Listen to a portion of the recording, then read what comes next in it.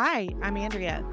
Hey, y'all, this is Courtney, and welcome to the Human Design and Liberation Podcast. This is a space where we explore how human design and liberation theology intersect with the past, present, and future. With the intent of sharing the beauty and pain of the human experience to encourage you in your liberation journey.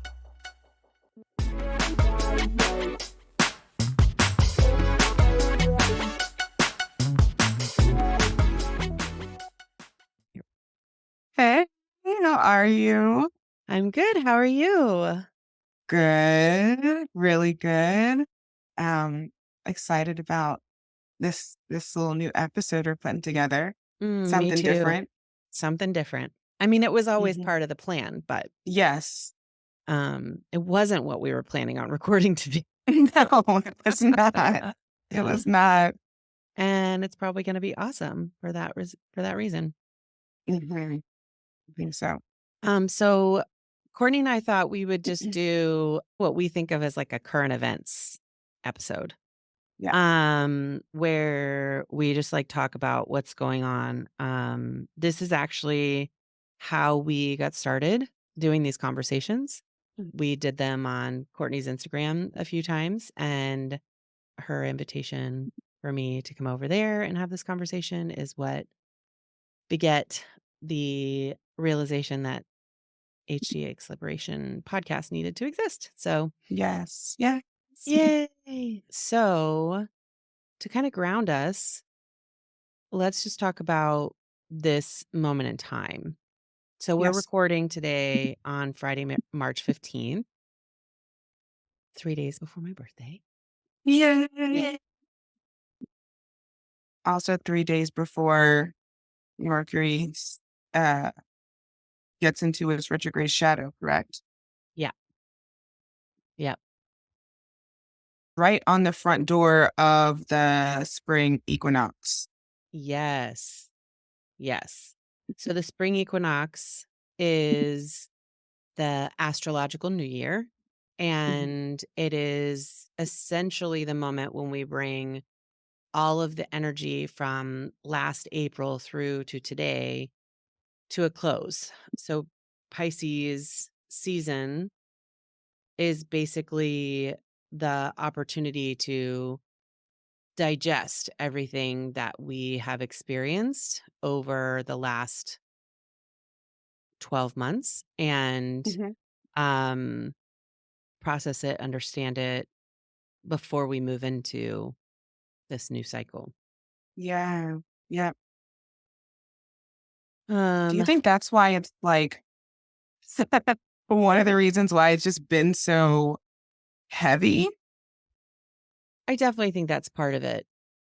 I definitely think that's part of it. I think what's really interesting is that there's a lot that is being revealed in this moment. Mhm. And the, energy of the season is all around processing, digesting, and really healing or not, right? Yeah, I think Yes. so many people have their head in the sand and are just like, power through, power through, power through. Don't make any space to heal. And that really, just continues the self-fulfilling prophecy of I'm trying to survive, I can't survive. I'm trying to survive, I can't survive.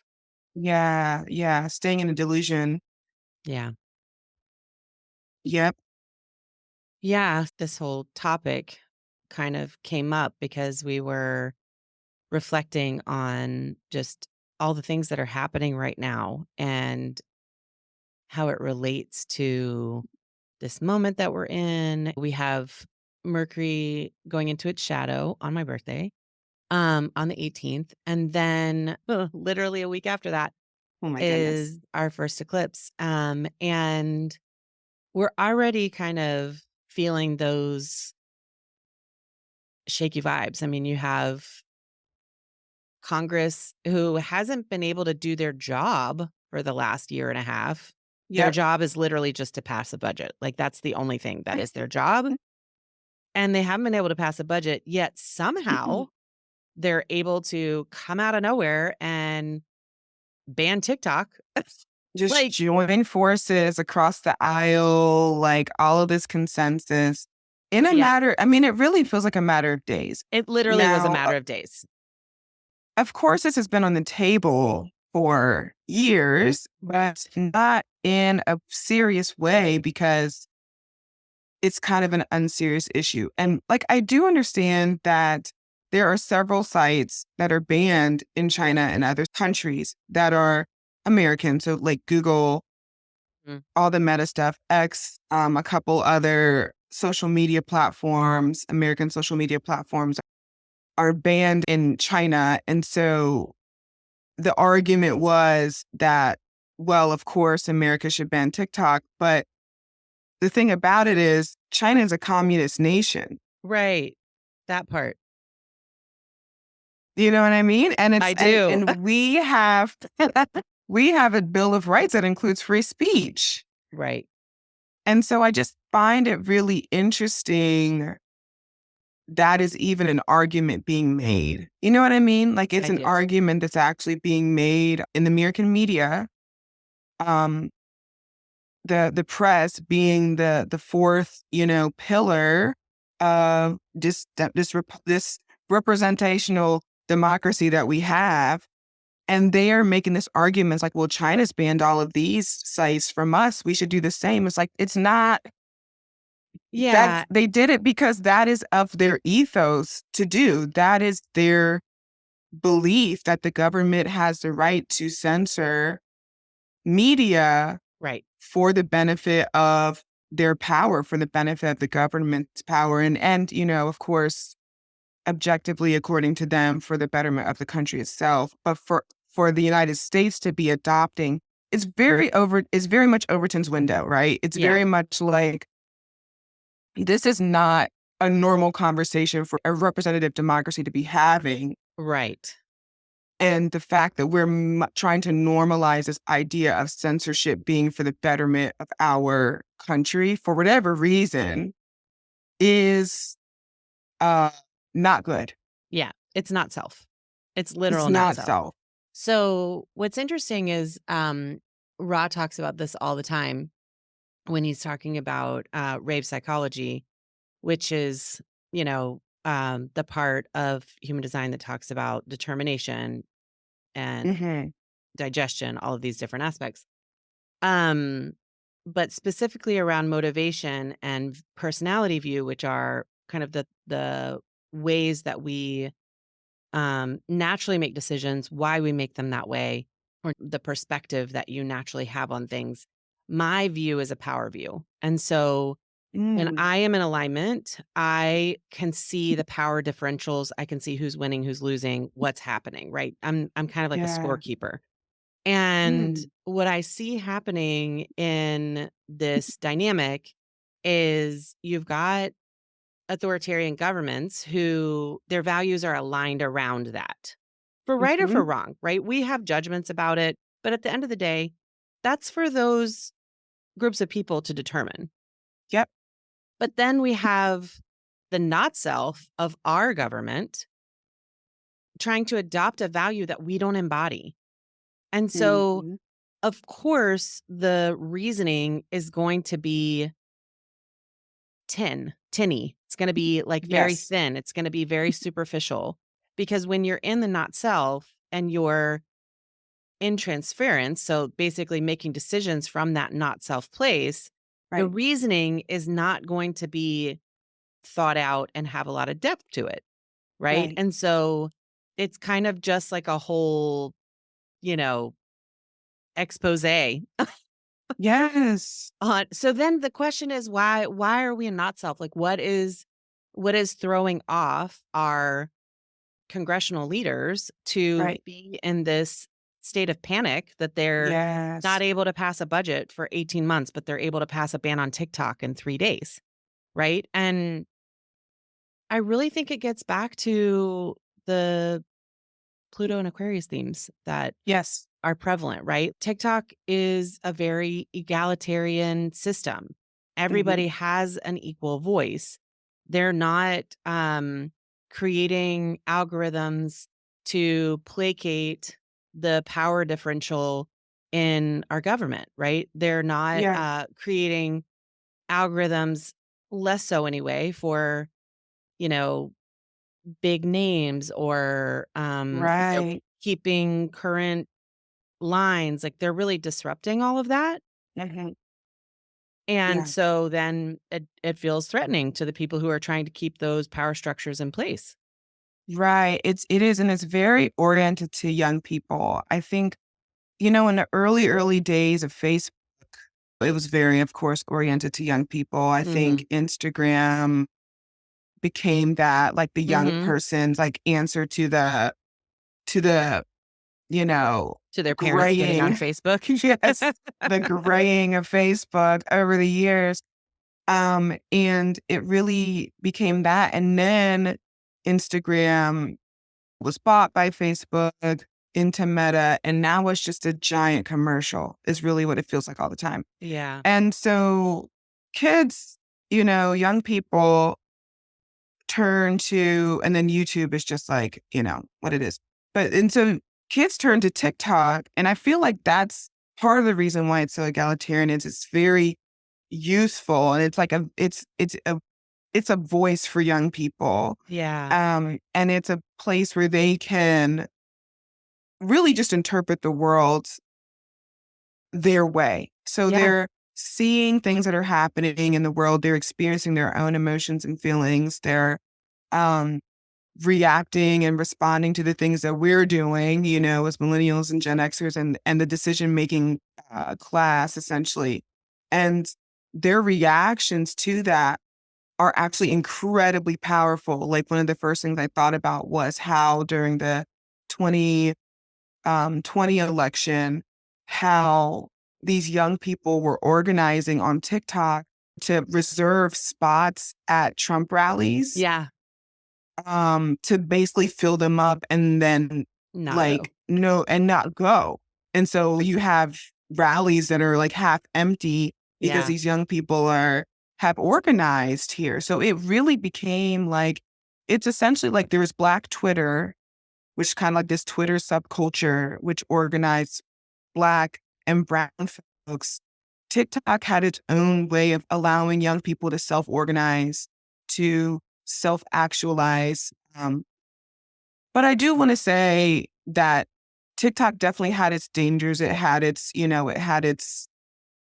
dark alleyways and so forth. Like I everything. don't believe, yeah, like everything, I don't believe more so than other platforms. And No. even to that, anybody who paid attention to the Facebook congressional hearings, you were hearing some really, really, really tragic stories about the ways that Instagram and Facebook have harmed young people. Young people, yeah.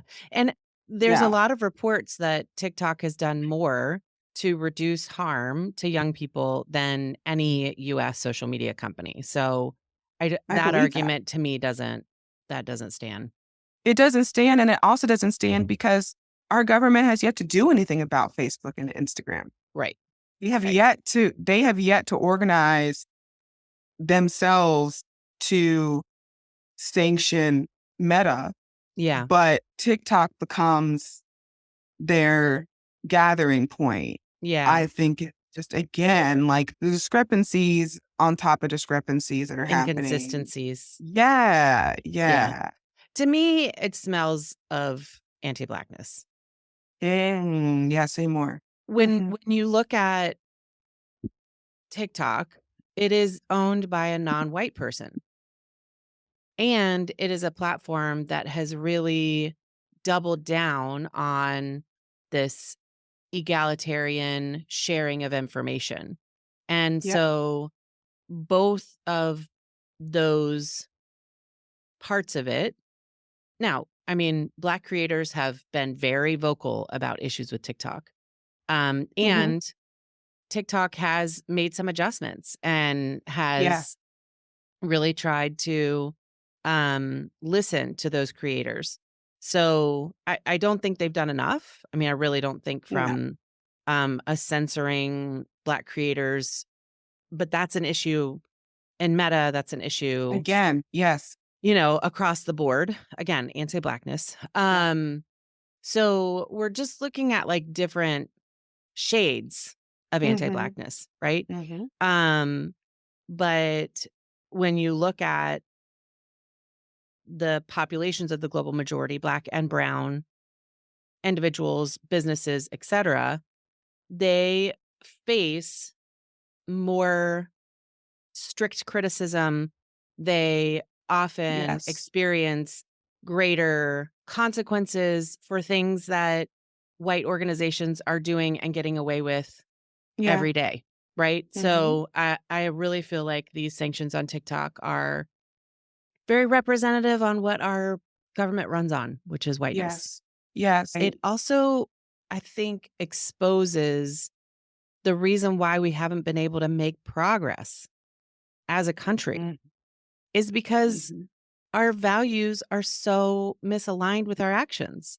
Yes. And then the justifications come from anti-blackness, which we are convinced that we don't have. So, Right. in what way is the energy going to line up with that Right. conversation, right? It's Right. not. It's totally conflicted. Like, I don't know how these people sleep at night, honestly. I really don't know how they sleep at night. I don't. And the evidence in how many Republican House members are retiring, are leaving, are saying, "I'm done," Yeah. right? The the conflict has gotten too great, and I don't think that Democrats are far behind them, No. especially the ones who are not doing this work. Now there are some who are doing this work and are really taking these moments as an opportunity to galvanize and to dig deeper. But there are many who are not doing this work, and Yeah. they're also going to be called to task because those 170 million users of TikTok, 80% of them can vote. You Yep. think they're going to vote for you if you voted for them to not be able to express their free speech? Yes, their free speech and their businesses, like you said. I mean, like, they're messing with people's pockets, and that's, um, again, super fascinating to me, and just the lack of respect that the elite class has towards workers, especially workers who are not using their labor in service of the oppressive class. Like, I'm reading Pedagogy, the Oppressed by Paulo Freire, and it's completely blowing my mind. And this is one of those places where um it's a tale of as old as time. The Yeah, repression of self-expression by the oppressor class. Because the point of the matter is they don't want the oppressed to think. right. And so they find all kinds of ways to literally dissuade and distort and impede our ability to have the information we need to understand our reality. Yep, yep. It's essential. It's an essential part of maintaining their power. And Yeah, so, and I just wanna break yeah, down because some people might be like, "Well, like, why are we automatically categorizing people in Congress as oppressors?" So or of yeah, this class, right? yeah, And so and this was a stat that I was kind of astounded at, but it takes many hundreds of thousands of dollars to be able to run for Congress. Like, even mhm, in a district that is not competitive and, and not gonna require, let's say, the hundreds of millions of dollars that many of these races do require. yeah, But in each election cycle, we're talking about many billions of dollars. In 2020, mhm, it was $9 billion. So when we look at oh, no, sorry. In 2020, it was $17 billion. In 2022, it was 9. So, um, 2020 being a presidential election year, that's obviously going right, to have, a much higher spend. But even the congressional races in 2020 were 10 billion. And mm, 2022, it was 9 billion. So, um, $10 billion with a yeah, B. with a B. Good gracious. Yeah. So when we look at the people who are able to run, like, not only do they have to have the money to organize and to go through the whole process, they also have to have the money to not work for however Right. long they're on the campaign trail. So, Right. that's where this understanding of the class that these people who are in office are from. Yes. Yeah. And I really appreciate that you say that because using something that I am newly adopting more and more into my language, kind of moving away from other ways of identifying like power differential, Yeah, um, using oppressed and oppressor. Honestly, what I appreciate about this terminology is that it's entirely about your actions and your impact. It's not taking into account where you're from, not necessarily even the color of your skin, not totally. necessarily entirely even um, your ethnicity, your nationality, your language, none of those things. And it's also mutable. It's a Yeah, mutable, it's um, immutable identification. Yeah, yes. So it's something that you choose every day. I know that one argument against that terminology is that, oh, it's disempowering mhm, to call someone that is like a victim. You're kind of labeling them as a victim, and you're disempowering people by labeling them as the oppressed. But I think what's kind of funny about that is that the uh, the intentionality for the oppressor is for the oppressed to never know totally, what the impact of these systems are on them, and so totally. it's And so, if of course, they don't anything. want you naming it. Right, of course you don't want me saying that I'm the oppressed, I'm a part of the oppressed, and anyone who identifies himself that way understands and is able to see themselves as a person outside of the the socioeconomic situation they're experiencing, that Right. they don't deserve that, that does not define who they are, and so it's like, I'm not bad at making money. I'm not like, it's not that I'm lazy and not working No. hard enough. It's not that I was born in the wrong side of town or whatever. It's because I am being actively oppressed by these systems. This is Right. why I'm experiencing a life that is not giving me the opportunity to use my labor for my own betterment and for the betterment of society in general, I Right. have to sell my labor to these other situations. That's oppression. That's what Right. oppression is. Right. And oppression really thrives on not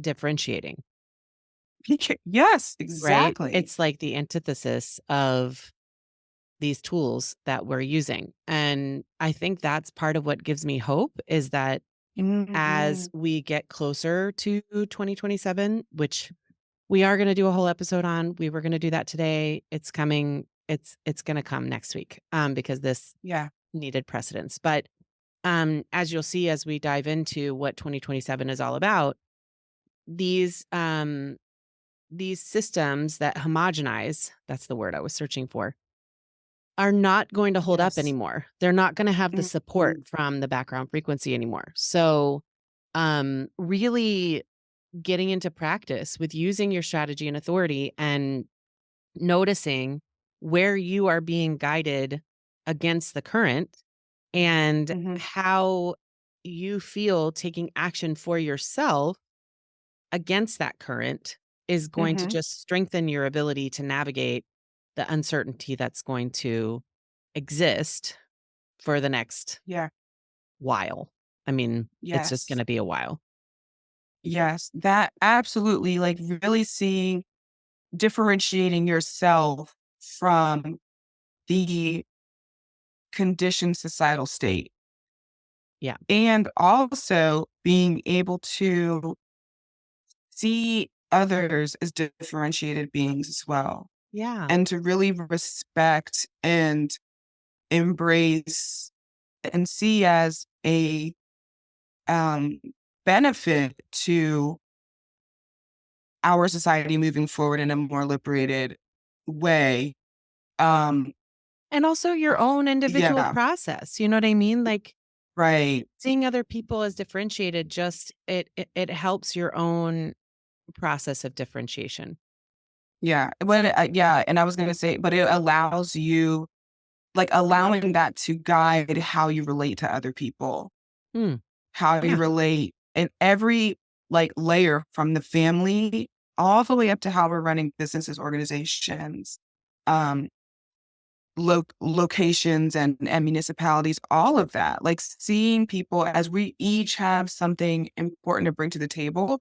How can we get all these people involved in a way that allows them to bring their deepest uh, gifts to the table for us to alchemize, you know? yeah, Um, and so that's the power of deconditioning. That's the power of, learning how to be guided by your strategy and authority, which was last week's episode. And um, kind of the power of this moment, really. The absolutely.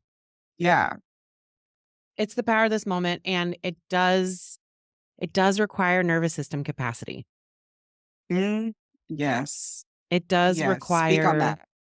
it requires some really deep work around nervous system, because Mhm. the nervous system is where we're holding those patterns.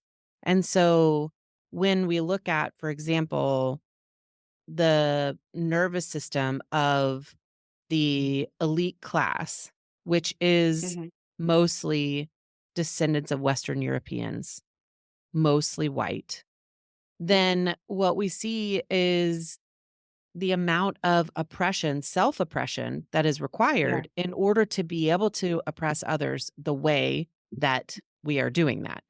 And Yeah. so, for those of us that are in this work and really trying to undo these patterns, we really have to tend our nervous system. I go back to this book daily. And if you Mhm. haven't heard me mention it, you're going to hear it again.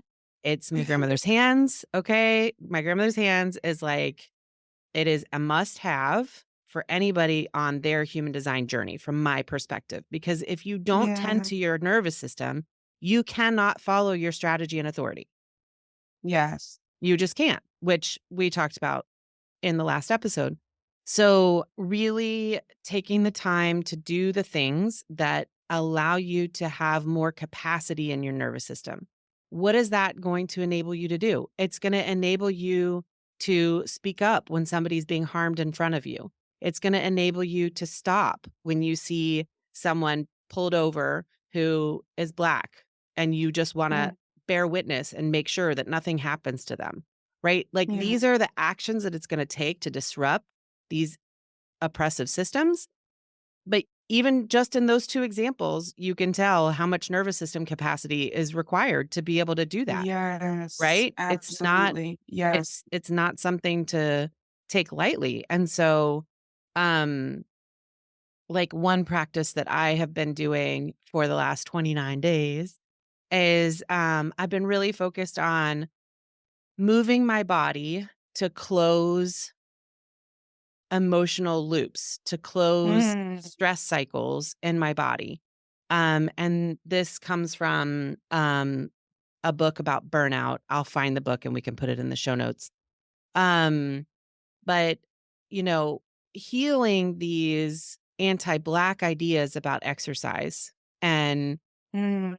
the way my body should look, and fat phobia and all the things that come from anti Blackness. Yeah. Um, Healing that led me to a place where my body wasn't getting what it needed. And so Mm. I've had to Mm. kind of come back around, loop back around to this understanding of, I'm not moving my body to, fit into some outer authority idea of what my body should look like. Yeah. or what it should weigh, or all of these different ways that white supremacy culture has conditioned us to hate our bodies. Yes. I love my body, and I'm in such a much better place than I was, you know, 10 years ago. But um, it wasn't getting what it needed, and it was telling me, Mm. it was communicating. And part of the way it was communicating was a nervous system capacity. And so, Mm. just really giving yourself some space to explore what are some ways that I can improve my nervous system capacity. For sure, Google it to start. Get my grandmother's hands. It is everybody should have it. Yeah. And start doing these practices so that we can be more regulated and stable in our true self as we're facing this increasingly volatile world we're living in. Yeah. Yeah. In order to divest your identity from these systems, Yes. I think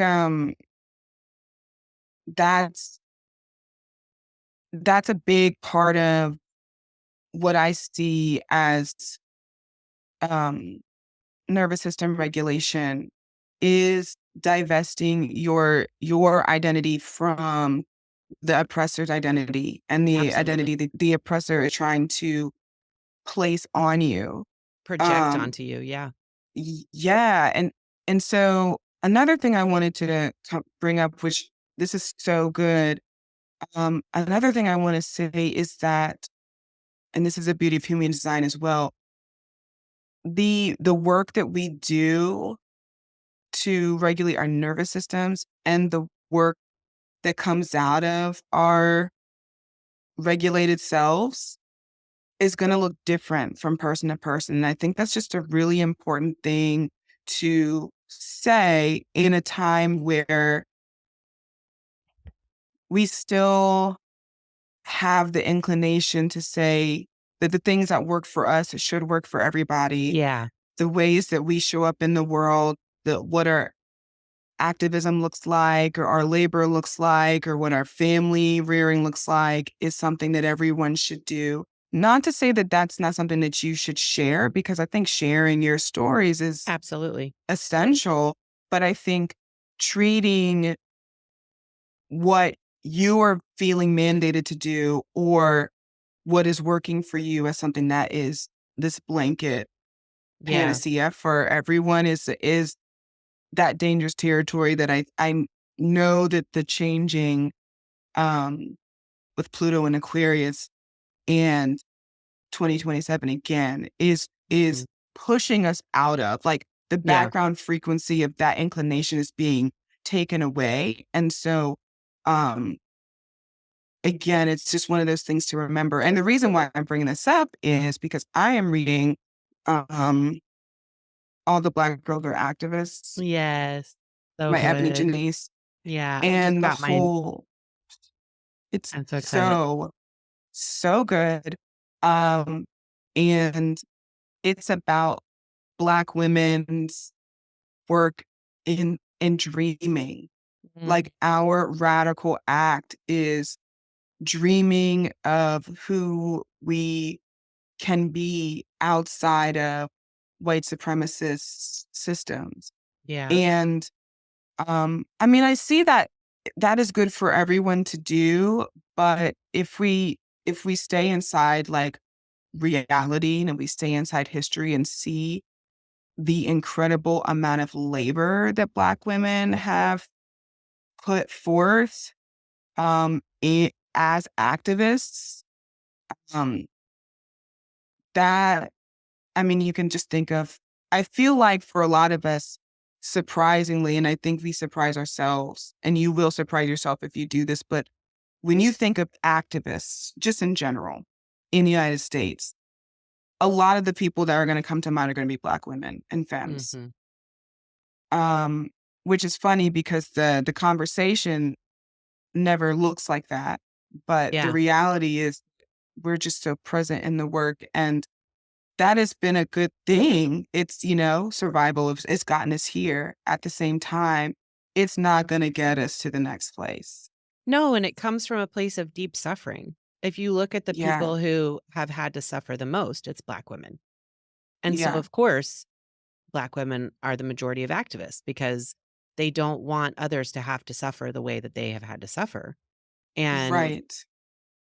I think that if we can tend to that, then all of us will benefit.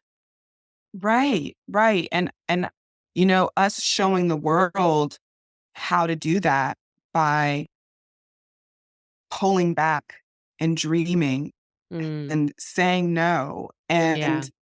and, not just choosing our battles, but and at times not choosing any battles, Yeah, and for the resigning from the battlefield. That's a powerful statement. absolutely, and for the non-Black listeners to allow the Black women in Mhm. their life to not have to be the ones, right? Yeah. And really create opportunities to have the conversation about their whole humanity and really what they need to be doing. I mean, I'm very fortunate to work at a workspace. I work at the Lola in Atlanta, and it's really centering that conversation. Mhm. And what I see in with my colleagues, my Black colleagues, is that there's some fear of stepping back. There's fear Mm. for their own safety if they Yes. step back. And Yep. so that's the opportunity for us to step in and say, I got you. I'm going to make sure this Mhm. doesn't happen. I'm going to make sure that I am keeping eyes out for you so that you can let your Mm. nervous system rest in a way that you haven't been able to. Yeah. Oh, yes, absolutely. And it's empowering and it's not, it's all reciprocal. Like Yeah. I being around an empowered white woman who feels capable to stand up and say something about injustice, to be um to avail themselves, the Black women in their lives, to be the one to speak up so that the Black woman doesn't have to speak up when Yeah. there's a microaggression or whatever. Not to Yeah. say that Black women can't speak up for themselves. That's not what I'm saying. But what I am saying is I I love being in the presence of those white women because those white women are empowered. Those white Yeah. women, you know what I mean? What I'm trying to emphasize is that like there is something that will unlock in non-Black folks when Absolutely. you make a stand and you know what I mean? It's Absolutely. it's powerful. It is because it requires an inner stability that is not gonna be impacted by the outer instability that standing up creates, Yep. right? And it also, um, it requires giving yourself the grace that you're asking for whatever system or issue to give to the Black woman. So you Mhm. you can't ask for that if you're not giving it to yourself. And so it does Yes. require Woo. a depth of work to be able to step in that way. But I really truly believe that that is what is going to disrupt these paradigms because Mhm. you cannot have, you know, 75% of our country subscribed to anti-Blackness and expect the the rest of the people who are being oppressed to disrupt that. Like if there's not a Listen. portion of that class who is willing to do this work to free themselves, then we're never going to get Yeah. free. Yeah. It's facts. It just is what it is. And this brings me full circle because the Black woman that I Yes. am most concerned about today is Fani Willis. And Oh my I'm pissed goodness. off for her. I'm so pissed off for her because Yeah. I this is just such a great example of the whiteness in our judicial system. So if you are a white liberal listening to this podcast and you hear abolitionists talk about really needing to tear the whole system down, this is really a great example of why. Because Mm. white people have been trying to dictate who Black people can be in romantic relationships with for millennia. Oh, And yes. I Yep, am it's done true. with it. I'm like, why is nobody talking about that? Like, the fact that the Trump lawyers could even bring this case is Yes. a case of anti-Blackness, and it's giving slavery. It's Yes. giving It's antebellum realness. antebellum bullshit. Like, are you Yes. kidding?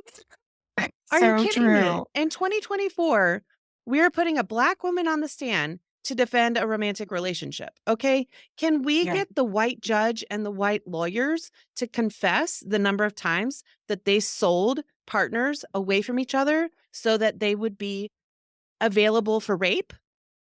Mm. Because that's what that was about. So the Mhm. judge is white, Trump's lawyers are white, Fanny's Black, Fanny's special counsel is also Black. Mhm. Wade, Um, yeah. yeah. So anti-Blackness is showing up in um, the questioning of Mhm. Fanny's finances. Um, Yeah. so it's showing up in the judgment of their relationship. It's showing up in the questioning of their finances. It's showing up in the fact that they're criminalizing their relationship when they didn't break any rules or any laws. Mm-mm. And they're And not even together anymore. they're not even together anymore. Um and even though the judge technically ruled in her favor, he's still dictating. Okay, so Mhm. again, like, this is giving antebellum. The white judge Mhm. power dynamic is saying that now either she or the special prosecutor have to leave the case in Mm. order for them to continue to bring the case forward. And I'm just, like, so flabbergasted that this judge would I mean, he's really showing his inhumanity Right. in this decision that he would stoop to this level of, like, even Yeah. entertaining what Yeah. these Trump lawyers are making up to just really their delay tactics. It's just Yeah. literally just a delay tactic and a distraction. It's Yes. using Black relationship as a distraction from white oppression. And it's Yeah. just bananas. I'm just It like, is. are you kidding me? And now everybody's questioning Fanny's integrity when the integrity of Yeah. our entire legal system, our entire representative Yeah. democracy is fragile and, like, was almost ruptured. So, Yeah. Yeah. It's baffling. It's baffling for her to win and still lose. It's yeah, baffling for Trump to lose and still win. You know what I mean? yeah, It's yeah, baffling that, like, that was something that was important enough to the courts to ensure that, absolutely. even though Trump was wrong, Yeah, he's still gonna get something out of it, and even though Fannie Willis was right, she still has to lose something. yeah, yeah, That's the part that's, like, very, it's very much what this country was built upon. It's very absolutely. much this. It's giving white master vibes, Yeah, it is. It is. Yeah. and it's just disappointing, honestly. It's just Yeah. disappointing. Um, I fully believe, back to all the Black girls are activists, I fully believe in Fanny's ability to, get this done, Oh, and girl. Yes. yeah, with even more fervor than before. Yeah. Um, and I also believe in the impeccability of her record. Um, and I just think that this is a really great example for us to have in mind when Black women speak up about something anyone who is not a Mhm. Black woman needs to be listening. Mm, Because mhm. the only reason I even have this distinction is because of the Black women that I've been learning from. It's Mm, not something that I would be able to discern myself. Um, and also for the Black women and men who are listening, your efforts are not in vain, and yeah. you don't have to subscribe to white supremacy delusion for you to be able to survive. I truly Mhm. believe that you being a part of this conversation and learning your human design and soothing your nervous system is going to help get us back into balance, because when Yeah. you feel safe enough to release these labels and expectations, then it's going to bump all of us non-Black participants up against our responsibility to be at the table and advocating and Mm, taking the weight off, you know? yeah. No, I fully, fully, fully agree. I feel like, you know, I already see Black women, femmes, Black trans folks, and Black men seeing the Black boy joy trend, seeing how men are like finding all these gorgeous ways to express the spectrum of emotions that Yeah. all people hold, that the Yeah. majority of human beings hold, but Black men have been, again, white supremacist delusion has projected a restriction to how they're able to show up emotionally in the world. Yeah. Um, and misogyny, all of that. But like, I see us leading the way in um, tossing off those, for lack of a better word, mental, emotional chains, Yeah. you know, Yeah. um, and reclaiming our freedom. As Toni Morrison says, it's one thing to get free, it's another thing to um, essentially take hold of that freedom. I'm Mhm. paraphrasing, but to like, to really embody the freedom that we have. And um, this idea of liberating our minds and liberating our emotions and in many ways liberating our nervous systems, I think might be a cool way of addressing it Yeah. from burdens that have been placed upon it by our society is a critical step. It's a critical step to see from the Yeah. outside, and then it's a critical step to undergo And for to every embody. individual and to Yeah. embody. But Yeah. yeah, it's like a each one teach one. Like as you going through that liberating, regulating, healing process, um, and doing it in a way that's without shame, and therefore, as it is as you are moved to do it in public, you know, whatever that looks like. I'm not saying Yeah. that you have to like live stream your life, but like, but approaching it in a way that like this is something that all human beings go through. And it's something that is very important to find ways to show your growth, Yeah. you know, show your process.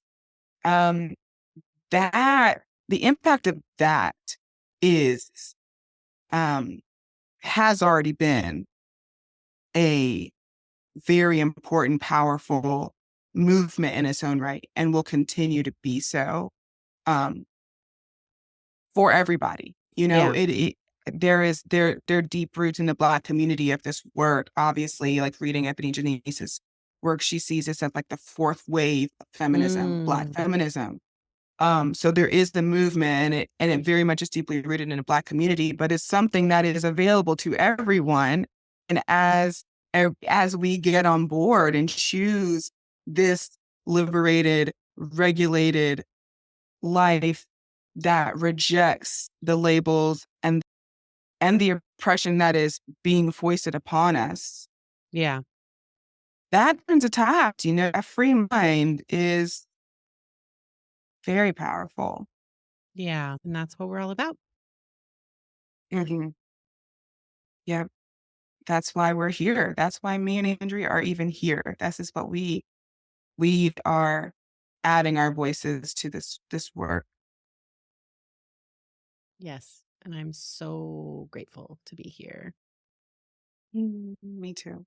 Thank you to everybody who listened in, and now more than ever, chime in and ask Mhm. questions and share.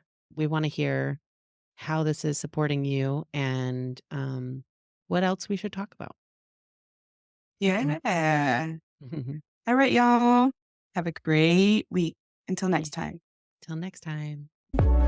Thank you so much for tuning into HD and Liberation Podcast. We hope you've gained valuable insights into human design and its role in building a life of peace, success, satisfaction, and wonder. If you've enjoyed this episode, please show your support by liking, following, and sharing our podcast on YouTube or your favorite podcast platform. Your engagement helps us reach more people who can benefit from this wisdom. For exclusive content and to join our thriving community, consider becoming a Patreon member. Your support allows us to continue exploring the depths of human design and its potential for life and community transformation. Stay tuned for more fun, thoughtful, and impacting discussions. Together, we're unlocking the path to a more liberated and authentic life. Thank you for being part of HD and Liberation Podcast.